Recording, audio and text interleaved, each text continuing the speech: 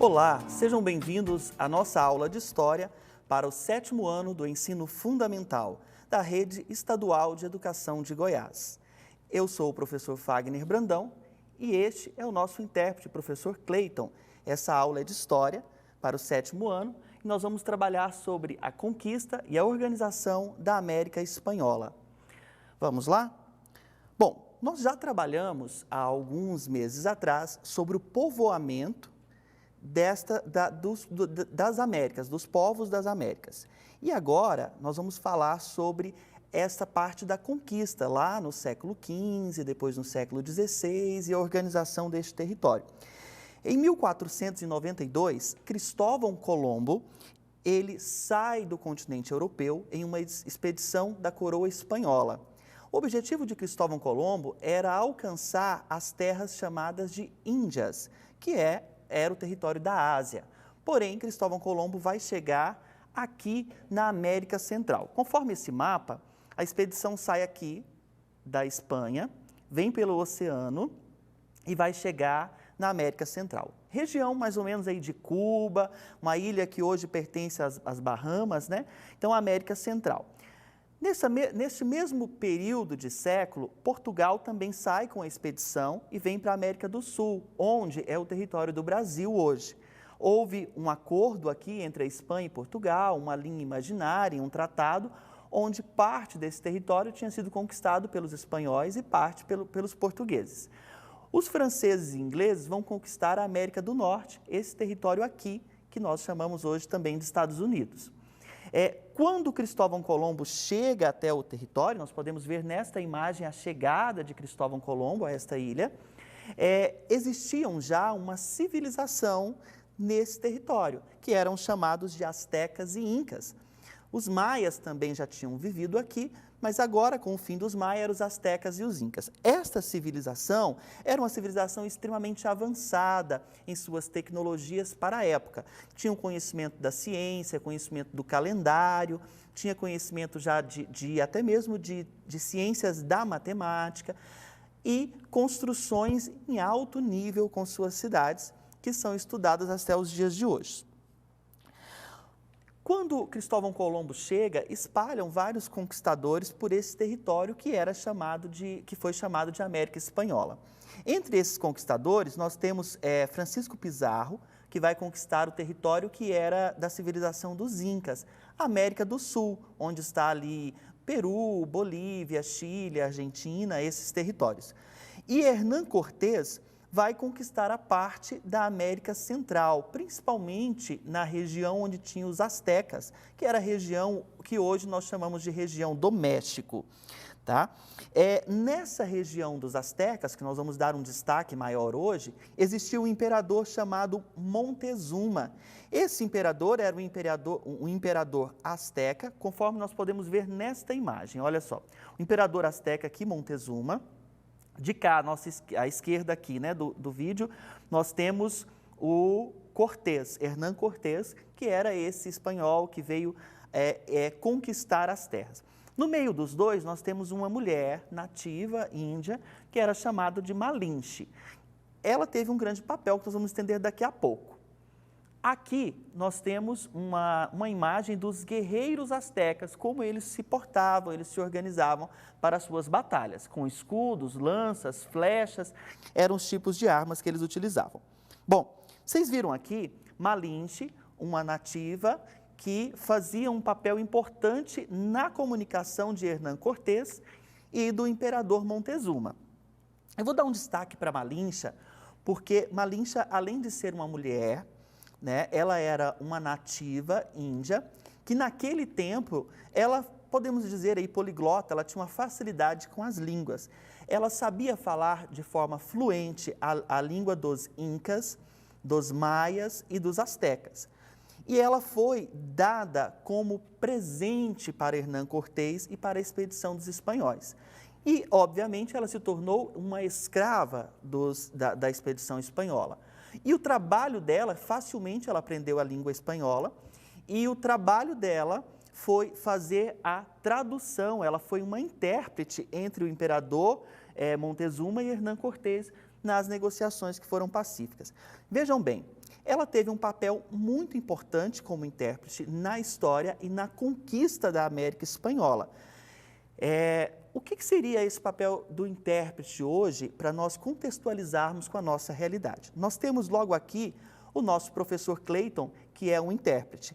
Ele está facilitando hoje a acessibilidade da língua portuguesa para aqueles alunos que têm uma dificuldade, uma deficiência auditiva, para que eles possam entender a língua portuguesa através da interpretação aqui da língua brasileira de sinais. Então, olha só, naquele tempo, Malinche teve esse papel importante na história. E agora nós temos um intérprete com um papel muito importante na atualidade, com as nossas aulas, para interpretar e dar essa acessibilidade em Libras, né, aos nossos alunos. Lembrando que quando a expedição espanhola chegou, eles já foram preparados para travar uma batalha, porque assim era comum nas conquistas das terras. Porém, os astecas tinham uma cultura popular deles e religiosa de vários deuses, e eles acreditavam que os deuses iam visitá-los.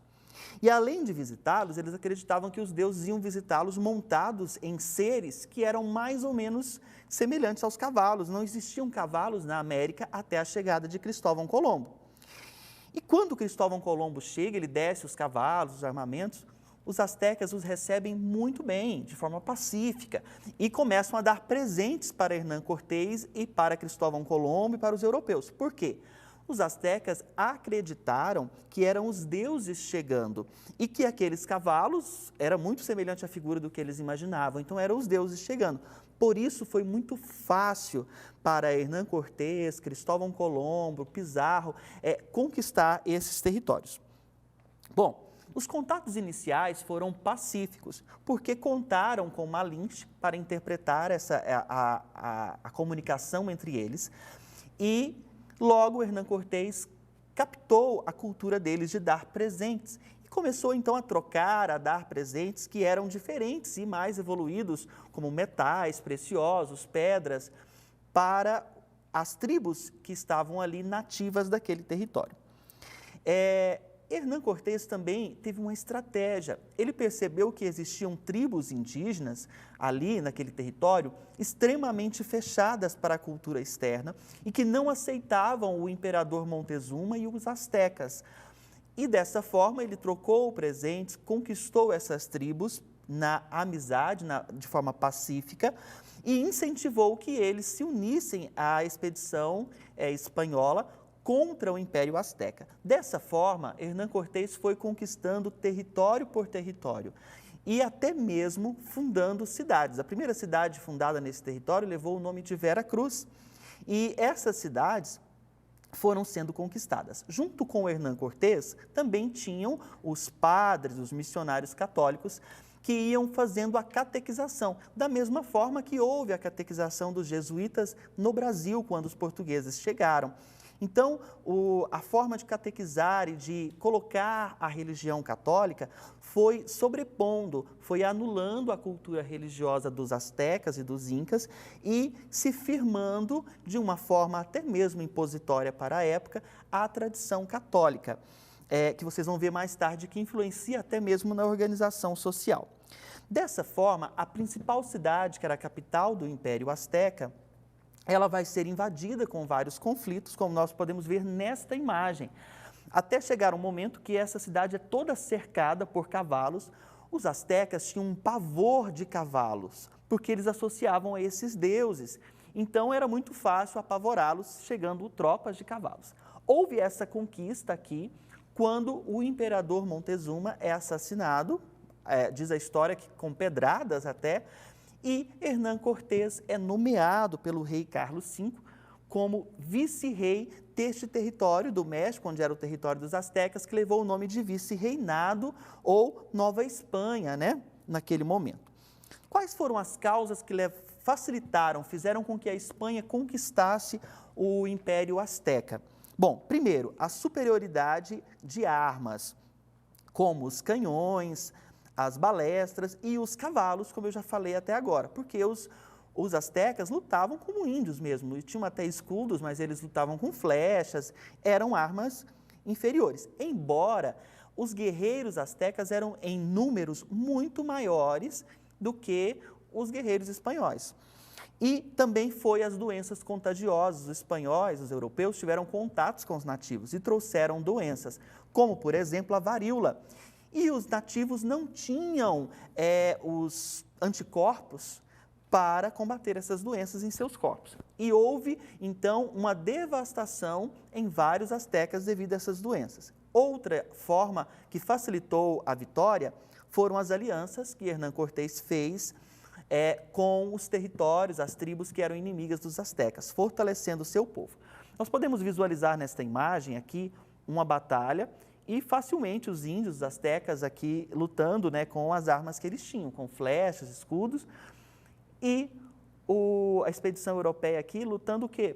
Com cavalos praticamente, apavorando esse povo, né, esses astecas.